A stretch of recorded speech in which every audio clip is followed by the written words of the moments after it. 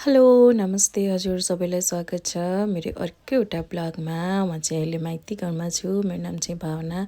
यहाँ चाहिँ म जति बेला पनि मेरो दिदीको छोरालाई भिडियोमा लिन्छु त्यति बेला चाहिँ उसले चाहिँ आफ्नो लेटेस्ट आइफोन देखाउँछ है। यो चाहिँ मेरो भाइको छोरा। हामी सबैजना आज चाहिँ चिन्चु देउती चाहिँ मन्दिर दर्शन गर्न जाँदै। अब आफ्नो भएर हो कि खै किन हो, मेरो भाइको छोरा मलाई चाहिँ एकदम दामी सुन्दर लाग्छ है, किन हो। अनि त्यसपछि हामी यहाँ चाहिँ चिन्चु बजार पुग्यौँ। बजार पुगेर हामी चाहिँ यहाँ मन्दिर गयौँ है।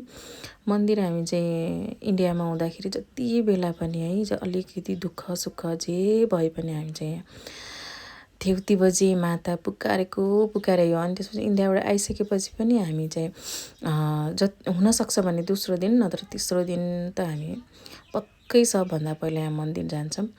अनि यहाँ मन्दिर गएर हाम्रो राम्रोसँग पूजाहरू भयो। हामी 10 बजीतिर 9 बजीतिर गएको थियौँ होला। एकदम मन्दिर पनि खाली नै थियो। हामी गयौँ, त्यसपछि प्याक भयो, राम्रोसँग पूजा गरिदिनु भयो पुजारी बाले।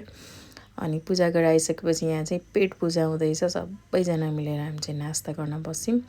अनि नास्ता गरिसकेपछि मम्मीले चाहिँ यहाँ कोक अनि काँक्राहरू अनि फ्रुटहरू लिएर आउनु भन्नुभएको थियो। अनि मम्मीको लागि पनि यहाँ सबै मम्मीले मगाएको सामान लिएर घर आयौँ। अनि घर आइसकेपछि यहाँ चाहिँ यिनीहरू चाहिँ बसेर यहाँ गफ गर्दैछन्। अनि मेरो भाइ चाहिँ बसेर यहाँ ड्रिङ्क गर्दै थियो है।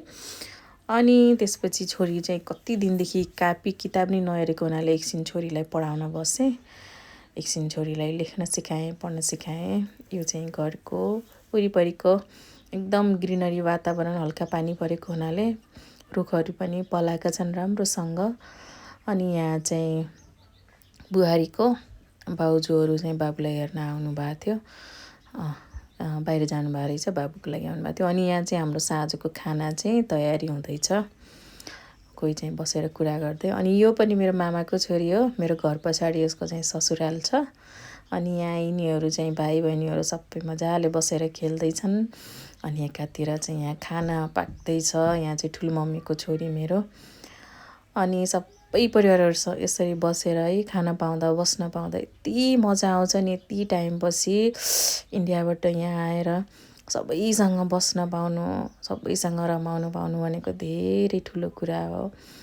घर वरिपरिको मान्छेहरू पनि आउनुहुन्छ बस्न, यति खुसी लाग्छ है।